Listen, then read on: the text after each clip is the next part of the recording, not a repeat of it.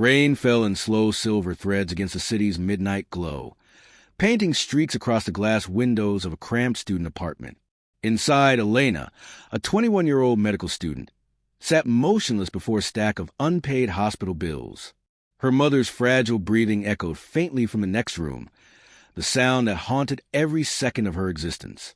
The doctors had given her a week to find the money, just 1 week to save the only person she had left. She had already sold everything, her books, her jewelry, even her late father's watch. Nothing was enough. Every phone call from the hospital tightened the noose around her heart. That night, desperation forced her to walk into a world she never imagined she'd touch. Her best friend Mia had whispered the rumor. Asterisk, there's a man who helps girls like you, no strings, just one night, and you'll never have to worry about money again. Asterisk. Elena laughed at first, horrified, but when she looked at her mother's oxygen mask and the cold white Ford tubes, morality began to tremble under the weight of fear. By midnight, she stood in front of the Elysium Hotel, her trembling fingers clutching her phone as she texted the number Mia gave her. An hour later, she found herself staring at a man who didn't belong to her world. Adrian Vale, 32, billionaire investor, the kind of man whose name made headlines and whose eyes made people forget how to breathe. He sat by the window, dressed in black, the city lights outlining his sharp jaw and unreadable expression. "You're late," he said softly, his voice smooth but heavy with control. "I almost didn't come," she whispered, her throat dry. "Yet here you are." The silence between them was electric, not seductive, but charged with tension, pain, and 1,000 unspoken fears. He looked at her for a long moment, then handed her a glass of water instead of champagne. "You don't belong here, do you?" he asked, reading the fear in her eyes. Elena shook her head. "I just need money for my mother. She's dying." Something flickered in his gaze, something human. For a moment, she thought he would tell her to leave. But instead, he rose and walked toward her, stopping just close enough for her to feel his breath. "You'll get what you came for," he said quietly. "But remember this night. It will change you forever." The night passed like a dream she would rather forget, filled with moments of shame and tenderness she couldn't understand. When dawn broke, she woke alone in the silk sheets, a check for $150, 000 on the bedside table. Enough to save her mother. But beside it lay something more confusing. A white card embossed with his name and a single line handwritten beneath it. Asterisk, you owe me nothing. But if life ever brings you back to me, don't run. Asterisk. Elena left the hotel in tears, clutching the check like a lifeline. Her mother's surgery was successful. Months passed. She buried the memory deep inside her heart, convinced she could move on, forget him, and rebuild her dignity, until fate decided otherwise. It happened 2 years later. Elena, now in her final year of medical school, had earned a rare internship at Vale Medical Foundation, one of the most prestigious healthcare organizations in the country. She arrived nervous, eager, and unaware that the name Vale was not just a brand. It was him. The first day, as she presented her case study, the conference room door opened, and Adrian walked in. The same man, the same piercing gray eyes, now fixed on her as though he'd been waiting all this time. Her voice faltered. The room vanished. It was as if time folded upon itself. After the meeting, he called her to his office. The air was thick with memories. "You've changed," he said quietly, leaning against a glass wall. "But I knew you would." "I didn't know this was your foundation," she murmured, trying to steady her breath. "Fate rarely asks for permission," he replied. "It simply brings people back when it's time." Elena's heart raced. She wanted to thank him, to apologize, to run. But before she could speak, he handed her a file. "This is a new project. I want you to work directly under me." Her pulse quickened. "Why me?" He smiled faintly. "Because you still owe me one thing, not money, but truth. That night, you weren't just desperate. You were brave, and I've been searching for that bravery ever since." Elena's fingers trembled as she took the file. The past she buried had come back, not as a curse, but as an unfinished story. And as her eyes locked once again, she realized the night that had once broken her might now be the key to something far more dangerous, something that could destroy or redeem them both. The storm that began years ago was only starting to rise again. This time, not from desperation, but from desire, power, and secrets neither of them could escape. Elena stared down at the file in her hands, the weight of it pressing into her palms as if it contained the gravity of their shared past. Her throat tightened, and she could feel Adrian's gaze on her, steady and unreadable. The room seemed to hum with tension. Not the kind that comes from fear, but the kind that comes when two people carry the same secret no one else can see. Is there a problem, Miss Hart? His tone was professional now, detached, but there was an undercurrent beneath it, a quiet challenge, maybe even curiosity. She forced herself to look up. No, sir. I'll do my best. Good, he said softly, walking around his desk until he stood beside her. The faint scent of his cologne hit her. Cedarwood and something darker, like rain on steel. Your work will determine if you belong here. He said it with calm authority, but his eyes betrayed something else, something personal, restrained. She nodded and left the office quickly before the air between them could thicken into something neither could hide. That night, Elena sat in her small rented apartment, staring at the same file. It contained details about an outreach project for underprivileged families, medical aid, education, and funding. On the surface, it was ordinary, but there were notes in Adrian's handwriting, meticulous, almost obsessive, outlining a vision that seemed to stretch beyond philanthropy. It was as if he was trying to rebuild something or redeem himself through it. For days, they worked together. He was demanding but fair, always expecting perfection, yet never cruel. Still, there were moments, fleeting, silent moments, when she caught him watching her, eyes distant, as though searching for a girl he once met in the shadow of a desperate night.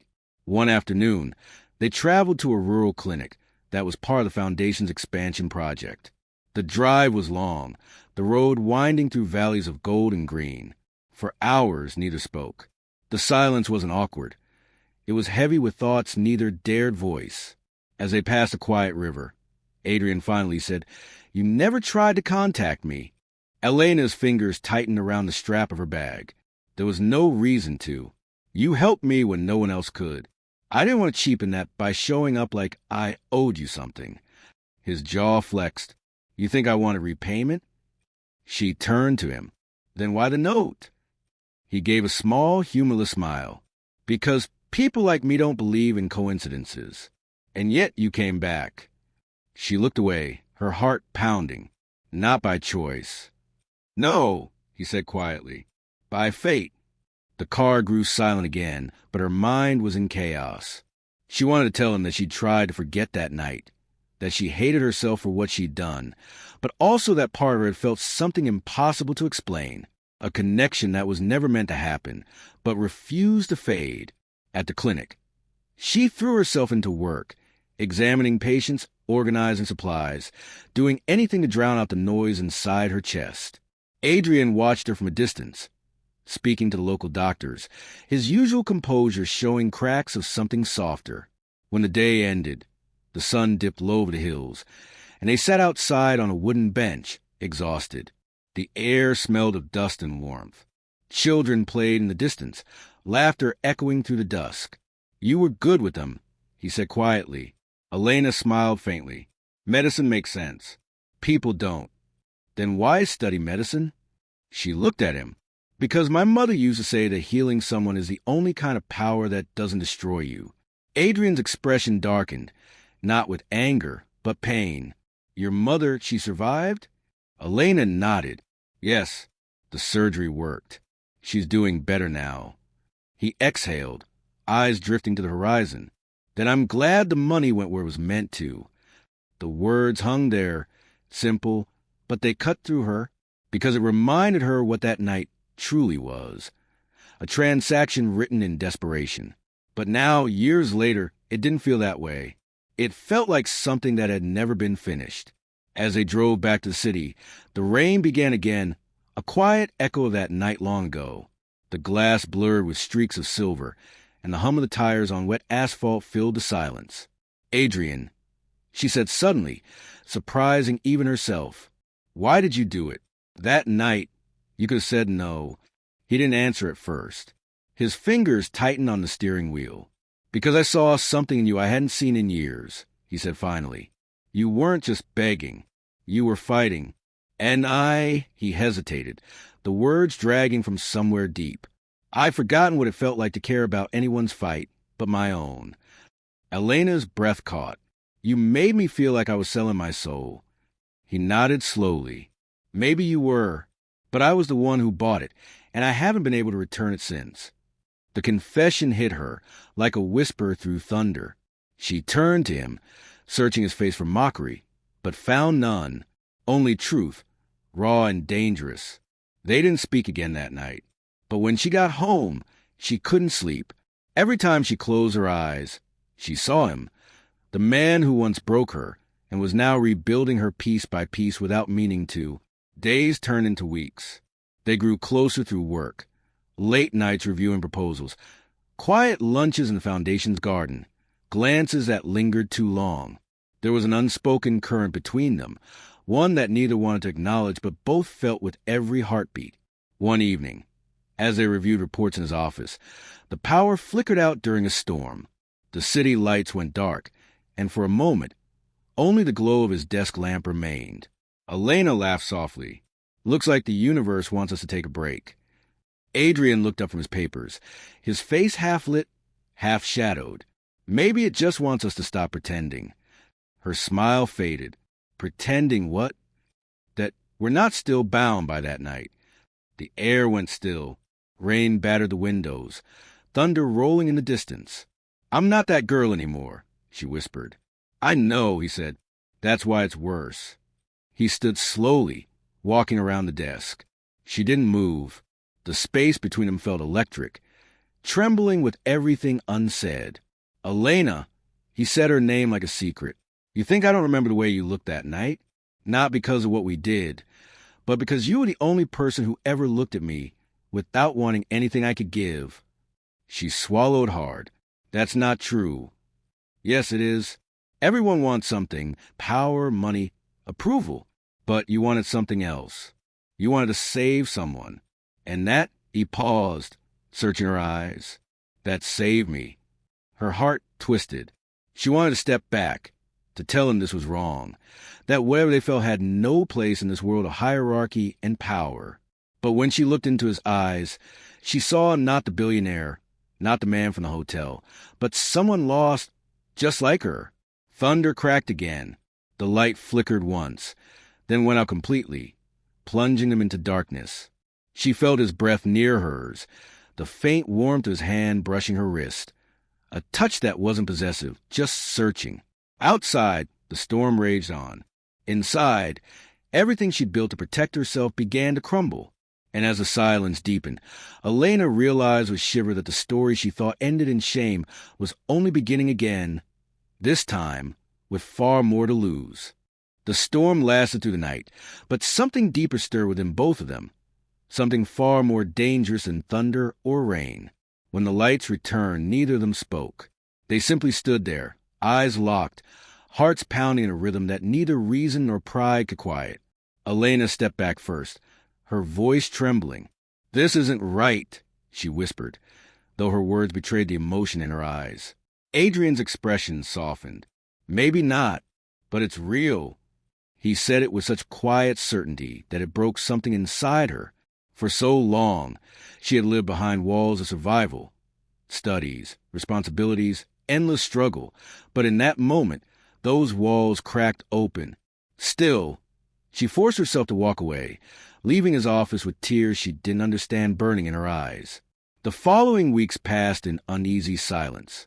They worked side by side, pretending to be professional, while the air between them buzzed with unspoken desire and confusion. He was careful with her now, distant, measured, but sometimes she would catch him staring, as though fighting a battle he couldn't win. Then, one morning, everything changed. Elena received a call from the hospital. Her mother had relapsed. The cancer had returned, more aggressive than before. She rushed to the hospital, heart pounding, memories crashing over her like a tidal wave. She sat by her mother's bedside, holding her fragile hand, as machines beeped softly in the background. When Adrian walked into the room an hour later, she wasn't surprised. Somehow, she had known he would come. He stood by the door, watching quietly, his expression unreadable. "She asked for you," he said softly. "I made sure she got transferred to the best care team we have." Elena's eyes filled. "Why do you keep doing this?" He came closer, his voice low.